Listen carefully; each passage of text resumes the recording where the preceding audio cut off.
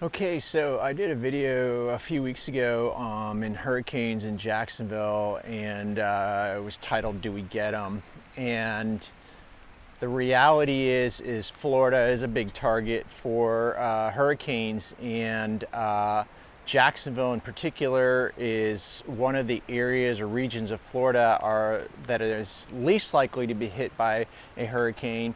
And in this case, Ian is coming and has hit southwest Florida, which I noted in that video is the second most highly prone to be hit in the state of Florida after the Panhandle.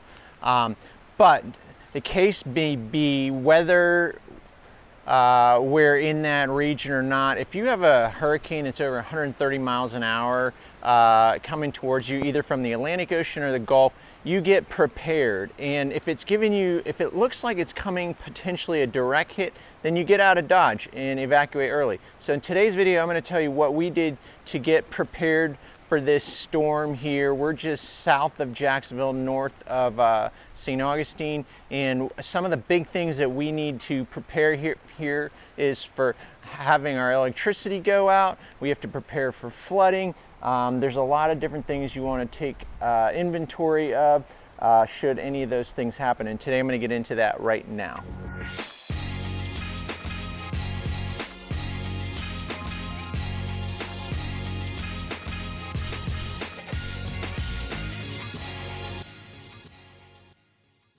If this is your first time to the channel and you want to know everything about Jacksonville, the good, the bad, and the ugly, make sure you subscribe to the channel and tap the alerts bell so that you can be the first to know about what's going on in the area. Hi, my name is Greg, and I get calls from people just like you every day that are trying to make a move to the Jacksonville area, and I love it. Whether you're moving in 9 days or 90 days, it doesn't matter. Shoot me a text, give me a call, send me an email. My information will be in the description below. So like I said, Florida has been hit by Hurricane Ian, and today I'm going to talk to you about preparation, making the right decisions, especially when you're making a move to Florida. You want to know where's the right place to move. So let's get after it right now. Okay, so first things first, if you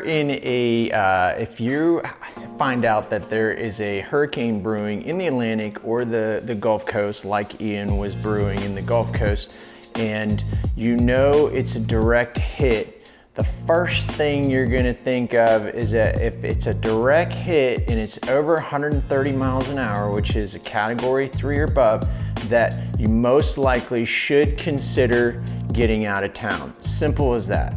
If you're getting into category 3, 4, and 5 and it's a direct hit, you should be thinking about getting out of Dodge. Especially in my case with family, it's just not worth hanging around. So, in this case, we're in Jacksonville and we haven't had a direct hit from a hurricane at 130 miles an hour or over since the 1960s, I believe, which I cited in my last video about hurricanes. So that's why I feel relatively good about living in Northeast Florida, kind of that armpit area of Florida. And again, once you assess whether or not it's a direct hit, if you're gonna stay put or not, the next thing you need to start thinking about is taking inventory and getting ready with supplies. And the best thing to do about that is get it done well before the rest of the crowd start jumping to stores and everything. The first thing we think of, and I credit this all to my wife, of course, always being cautious and prepared, is getting water. And we don't normally buy bottled water. We just take these jugs of water, these gallon jugs of water right over there, and we just start filling those up. We fill up our bathtub because, of course, water is one of those resources you're gonna need should a storm hit. The second thing we think of immediately is that we're most likely, with all the trees around our area, most likely gonna lose electricity. So the next thing we think of right away is pulling out the old generator, which you can see right here. Standard generators is making sure that you have to replace it with fresh fuel and also check your engine oil, which I did.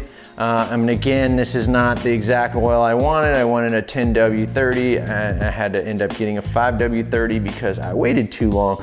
But also the next thing I did was get all my gas tanks filled for the generator.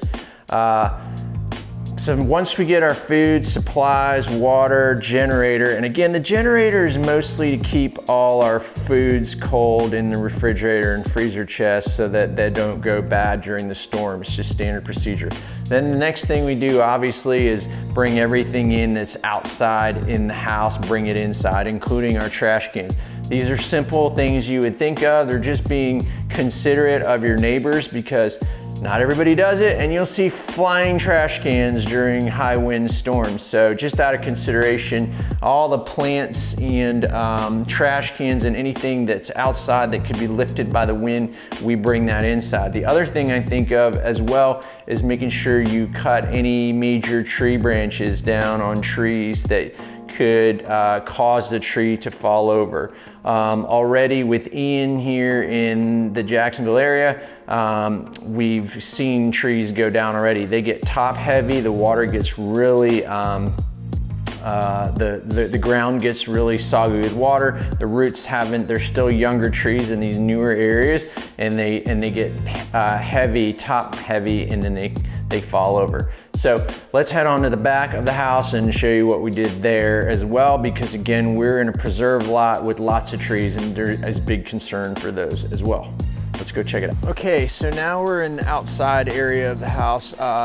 Fairly obvious again, but just things you need to do to be prepared for the storm. And that's again, is just clearing out all the patio furniture, any objects that you think can be picked up by the wind and thrown and break your glass or come through your windows. So in our case, we took all our patio furniture here and around the pool, and we brought it inside and pushed it up against the windows. Again, any plants or anything that could become airborne and go through the windows, we again put it underneath against the windows and the doors, just to make sure that they don't end up airborne. Again, another obvious thing you would think of doing is making sure you empty the pool. We've pretty much emptied it a lot lower than it is now, and already it's almost filled. So again, we're super prone to floods here in this area. So naturally, you want to make sure that you empty out your pool. Our big concerns, of course, is our screened in area. You can see all the pine needles already falling all over our screen. Not a big deal, but the main concerns for us obviously are the trees in the preserve behind our house. It's a little nerve-wracking because, as you can see, they're swaying. And as the wind picks up, I mean, some of them, it's amazing how much they can, manage to sway back and forth and not snap. So that, of course, is some of the concerns for us. There's not a whole lot you can do unless you have any trees in your backyard that are already not doing too well, is making sure you have them cut down, because these kind of winds will just finish up the job and they will end up on your house. Which is interesting, up here in Northeast Florida, when we had our home insured, we're not in a flood zone, and I'm glad about that, because flood zones here in Florida, these trees are getting crazy again with the winds picking up during this storm. But yeah, something you may want to consider being in Northeast Florida and the Jacksonville area is that if you're in a flood zone, that's something you're going to have to consider. Most of the coastal areas are very prone on flooding here. Anywhere near the St. Johns River, anywhere near the Intercoastal. I'm in St. Johns County, and just east of us in Ponte Vedra Beach. I've already seen pictures of friends' houses where the Intercoastal waterway is like level with their yard, and we're not even done yet. So another thing that was interesting in living in South Florida, insurance companies, and by the way, flood insurance isn't that bad, so I get it anyway, even though I'm not in a flood zone.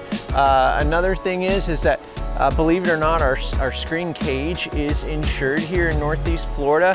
They don't do that in South Florida, and my thought is on that is because we're not as prone to as much damage of hurricanes or direct hits here in Jacksonville.